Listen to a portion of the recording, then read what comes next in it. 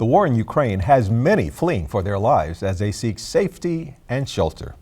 What is the church doing to help them? And is there anything you can do to help?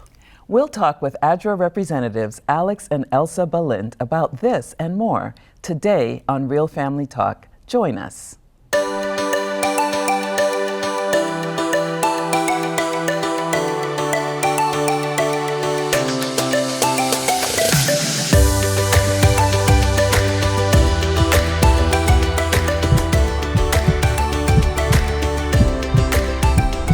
Today on Real Family Talk, we'll discuss the effects of the war in Ukraine on refugees, what the church is doing to help them, and sharing what you can do to help.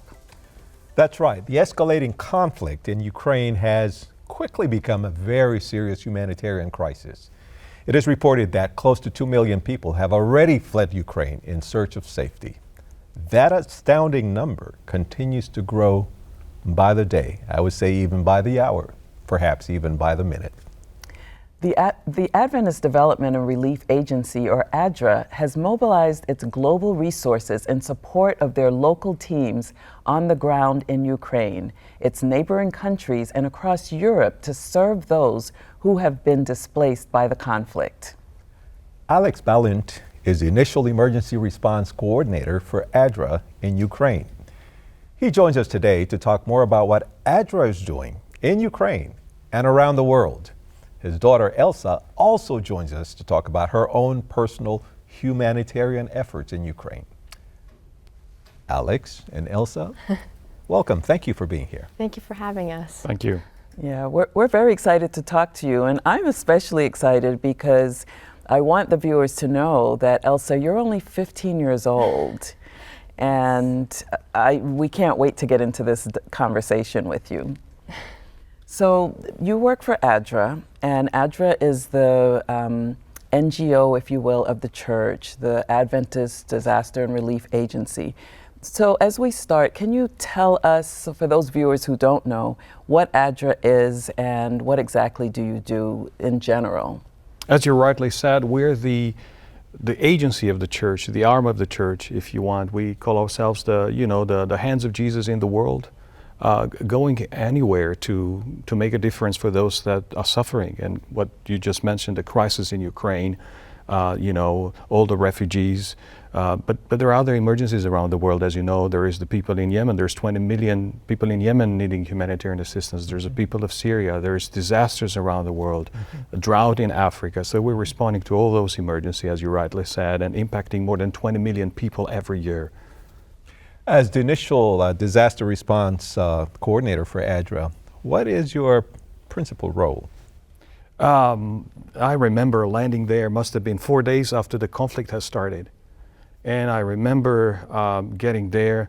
I was myself and actually one of our colleagues from Hope Channel, Brother Vyacheslav. He joined me on that trip. We were supposed to have a conversation about how to mobilize aid in Ukraine. Actually, he joined me on that trip.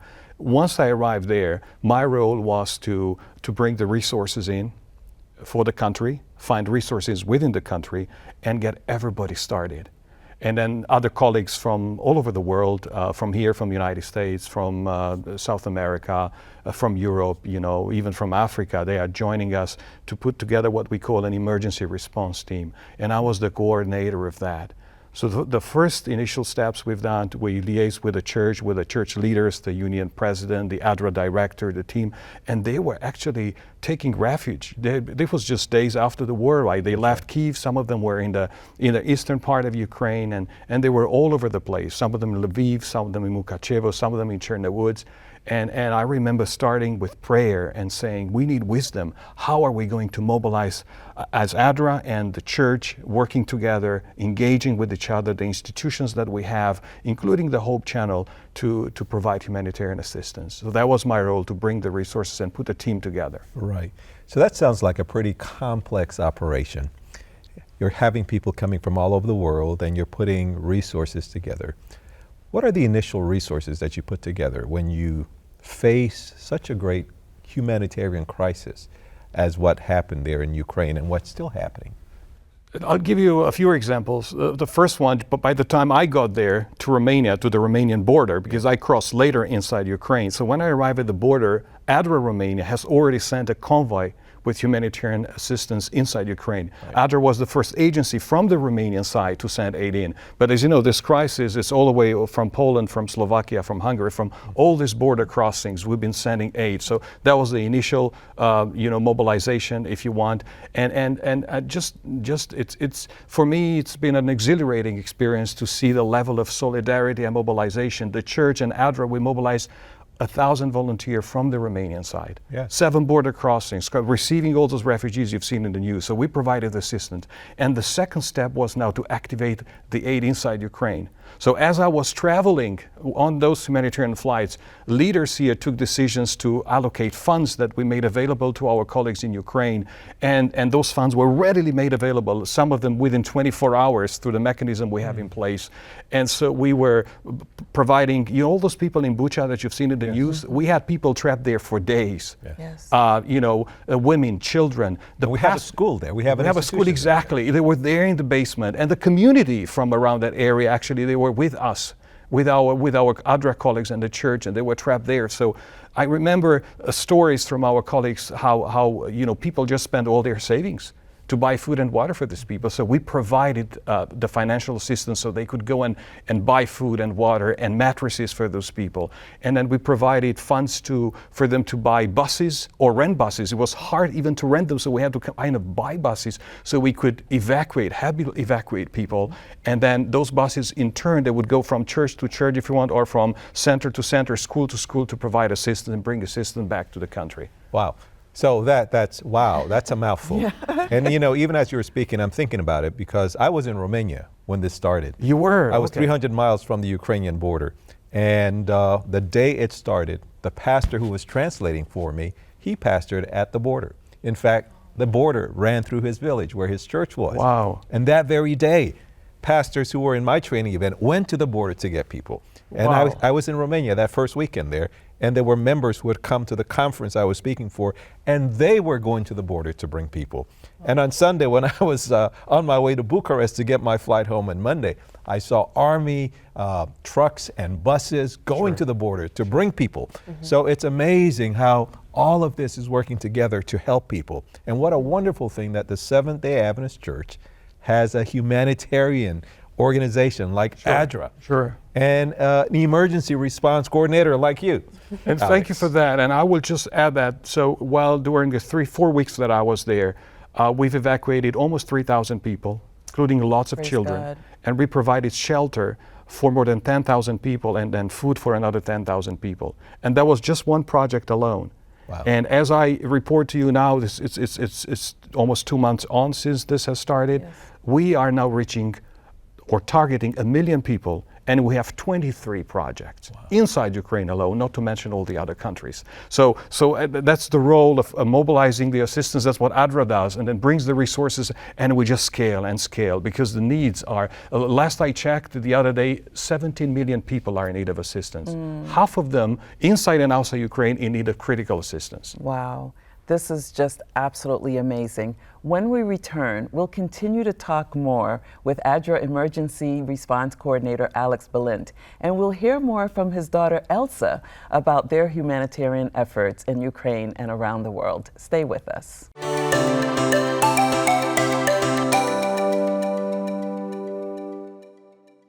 Today on Real Family Talk, we're talking about Ukraine and the church's efforts to help those seeking safety and shelter in the midst of the conflict.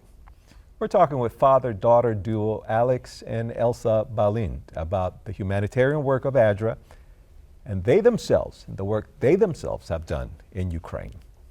So, we're still talking with you. We're still talking with them. So, Elsa, I'm just so inspired by you already. Tell us a little bit about yourself. We know that you are a sophomore in high school. And yet you did something pretty amazing during your spring break this year. Tell us a little bit about that. Yeah, it was really a surprise because we started hearing about these news about these mothers and their children, how they had to suddenly flee their home with no place to go. and carrying their whole life in 2-3 bags. And I started together with some kids from our local church, Natalia Kudo, Roman Jordash, Lauren Fennell, and Sam Miranda. We joined together and we started a fundraiser at our church, and we raised like a couple thousands, maybe even like 3,000-4,000. Yeah, and it was spectacular because we were speaking with our church members, and we were getting everyone involved. We were posting it all over our social media, and then spring break came around, and we were saying, what better opportunity to go now? So we. I used my savings with my sisters, and of course our parents chipped in. For the plane tickets. So you actually thought about going into this area where there's this conflict? Yeah, I mean, it was, I wanted to from the start, but then, you were thinking, how would it be possible? There's so many complications, but then because my dad was already there, it was perfectly set up. So we're like, it's perfect opportunity. Yeah, and you said your sister went with you, and how old is your sister? Yeah, she turned 13 there, but she was 12 when we left. Okay. So yeah, we traveled alone for the first time. That's even more amazing. And what's your sister's name? Julia. Julia. All right. So tell us exactly what you did when you were there, when you got there. And how did you feel? Like, what did you see? How did you feel about the whole situation? Yeah, when we arrived there, because my dad was mostly, coordinating the whole aid, and he was busy with meetings, and the first thing we did was go to the border, at the border crossing in Siret. And my sister and I, we spent most of our time at the ADRA tent set up. And we, along with the other ADRA volunteers, would fill these boxes with hygienic products, snacks, food, water, socks, and gloves and hats for the children were a big need. Because it was still cold. It was freezing, cold, yes. And we had heard from, my dad before going there, we had to go to, buy these big, thick winter jackets because it was freezing. I mean, the first day we were there, we were all staying next to the heater. It was a bit better the next few days. But yeah, we were going around the camp, distributing these boxes filled with hygienic products and to the families. We were also talking those who could speak English, or with translators. We were speaking with the mothers. I spoke with one mother in particular, and she was kind of not really interviews, but just to kind of observe, to know what's going on, getting needs assessments, seeing what they needed exactly. We went to the local church as well. There we actually, the original plan, the original fundraiser was skip a meal to give a meal. So we were focusing on food. But then when we got there, we realized, these children, as they were staying, waiting for their mothers to get help, I saw how, gloomy, how much terrible things and it's an unbearable thing to see in a child's face. Trauma. It's really heartbreaking because they had to leave all their childhood behind. So we started focusing on the kids, and we realized they had no toys with them. So really our fundraiser, we started using our funds towards the children, and we started buying toys and personal lingerie for the children because they'd been traveling for days and they didn't have any change. And we started giving it to the mothers on the buses, waiting by. So it was a really wonderful experience. It was totally different than in the news, because now it wasn't like a general idea. Each of these, this whole conflict had a face now. It had like individual mothers with their children. So it was really heartbreaking, but then also so empowering to know that we could do something to help them. That's so beautiful. It's just such a powerful rendition of like what really was happening on the ground. And I love what you said about, like, we watch it on the news, but you experience faces. Like, these are real people. These are children. You and your sister, your teens, your young teens. This could be your life as well. That was really what we were thinking. Yeah, but you did something special. You have a picture that you shared with us, and there was a little girl that seemed to be a little attached to you. Yes, Arena, actually, when we went to the local Adventist church in Sutrava, which is nearby Siret, we met this family with these 3 little girls, and one of them was Arena. And I was introduced to her with, through translators. And apparently she hadn't been speaking for 4 days ever since they left Ukraine, because she was so, traumatized. Yeah. And her mother, she was so desperate because she couldn't get her girls to talk. They weren't speaking. She was so worried. And then, my sister and I actually, when we went shopping, she came up with the idea. I wanted to buy like regular Barbie dolls, but she came up with the idea to buy Disney princess dolls because it was our favorite, as kids. Yeah. It's like, you know what? I think some girls would like these. So when she saw them, like I had like the Elsa doll or the Rapunzel doll.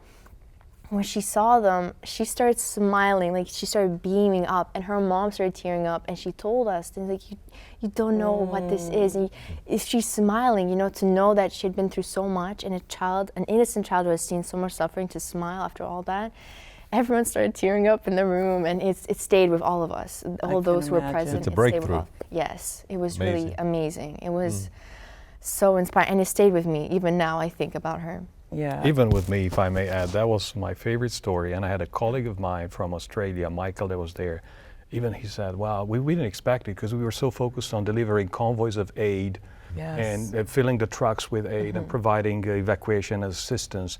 And I would say, for the record, these were their own funds for the toys they raised. That's what's so amazing. The funds they raised with the church, they went to ADRA to provide food and shelter, but they had their own savings they put into buying toys because that was a need.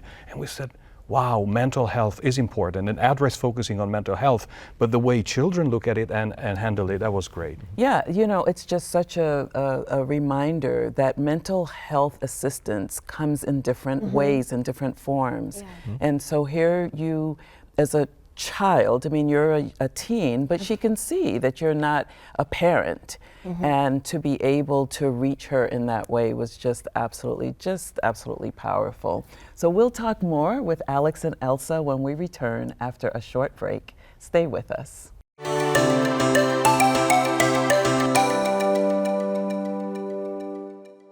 We're back on Real Family Talk, discussing the refugee crisis in Ukraine and its neighboring countries and how the church is helping. Plus, we'll talk about how you, our viewers, can help.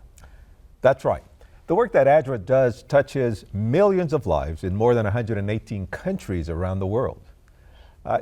ADRA has an on-the-ground approach that really allows to provide immediate assistance in times of crisis and true partnership with the communities they serve. So, Alex, what are some things that you're doing, because there are crises in other parts of the world, and I'm wondering what specific issues, crisis, projects that are taking place right now you can tell us a little bit about?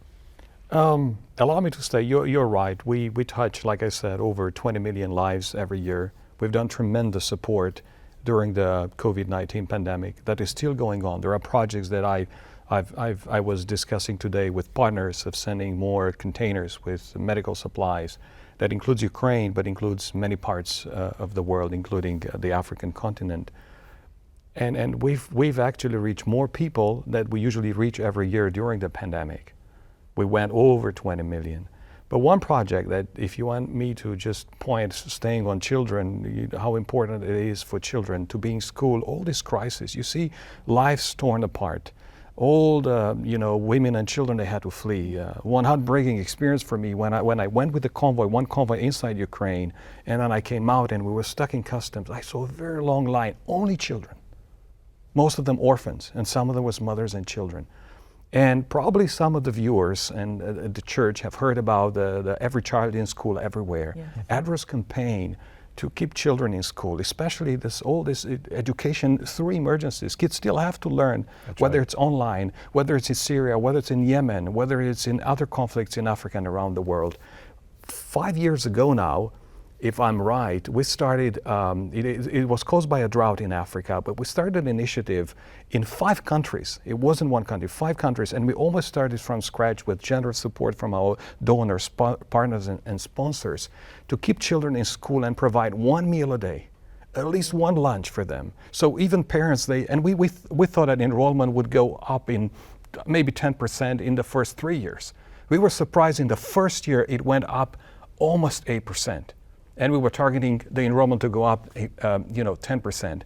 But today, I'm happy to report to you and our viewers that 50,000 children, and this is an ongoing, relief operations. They are receiving a meal and they are in school in all these 5 countries. Remarkable. With a lot of support for the country of Madagascar, where we're sending more aid and we're sending containers as we speak, to feed those children. So we're trying to have that on-the-ground approach, as you say, and just help communities become more resilient to all this crisis and conflicts and climate changes that the world is facing. We'll face more and more challenges. Yeah. Absolutely, Yeah. and as the world is using still fossil fuels and what have you, it's getting more and more difficult. And the church, through ADRA, becomes the arms and the eyes and the heart of Jesus. Because this is what we're talking about. And resilience has Exactly. become the watchword during these crisis situations with all the trauma that families are going through. Sure. And in Ukraine, in a special way, I see, the older men get to go, but the younger men and others, they have to stay because they have to be a part of the conflict. Yes, and we're hearing about other conflicts and other crisis situations, like recently in Haiti, and all that happened there, and the what was it?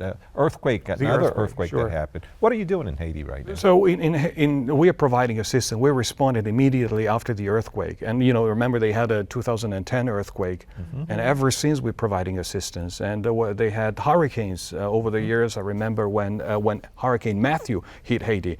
We sent 10 containers of aid to Haiti right off. So there is probably no emergency that you see in the news that ADRA is not responding. That's We're always wonderful. there. We're always on the ground with our volunteers. And it happens within 24 hours, within 48 hours, within 72 hours. We have plans in place, national disaster response plans. We work with the church and the community and the civil defense organizations and other NGOs in the country to mobilize immediately assistance. Yeah, I am so proud to be a part of the Seventh-day Adventist Church and the fact that we are so involved on the ground. And I think it's very important for people to hear you say this in these projects, because sometimes people say, What is the church what doing? is the church doing, as I said earlier. But how can members get involved, and how can they be assured that if they donate to ADRA, that it's actually going to get to the people? Because a lot of times people will also make that comment. How do I know if I send money to ADRA that it's going to reach the people? Well, all our resources are, of course, the stewardship is very important to ADRA, but we have in-kind resources, and then we have, of course, the generous cash donations from all our supporters, the members who support our mission. We administer every dollar with so much care, and we put it where it has the most impact.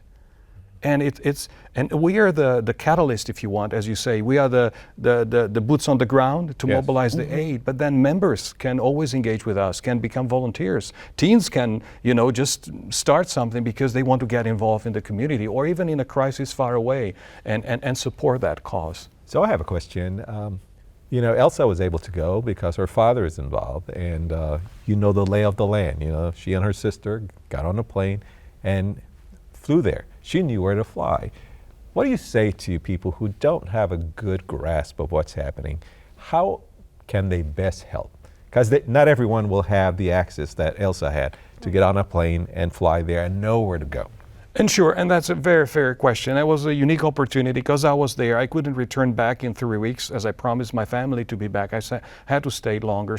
And we were born, I was born an hour and a half from the border with Ukraine. So as you say, they almost came home and mobilized to assist from there. But they used their savings to pay for that plane ticket, and we chipped in and helped. Yeah. So if you want to help, and a lot of people did this, they pay for their own plane tickets and they bought supplies and went. It's better to support the charity that you trust, and ADRA is one of those for the church that do great work, because we could use all those resources to have a great impact, to provide anything that's including assistance, mental health, whatnot. So that's a better way to support, I would say. Monetize everything instead of we're receiving a lot of donations that are in-kind, and people, I understand, they want to just have something tangible to give. right. But needs were changing while we were there Right. almost every day. Alex and Elsa, thank you so much for being with us today. We are just so inspired by your stories and your sharing. God bless you in your efforts to help people around the world. Thank you. Thank you for watching Real Family Talk today. Join us again when we'll share more about strengthening families and inspiring hope. See you next time.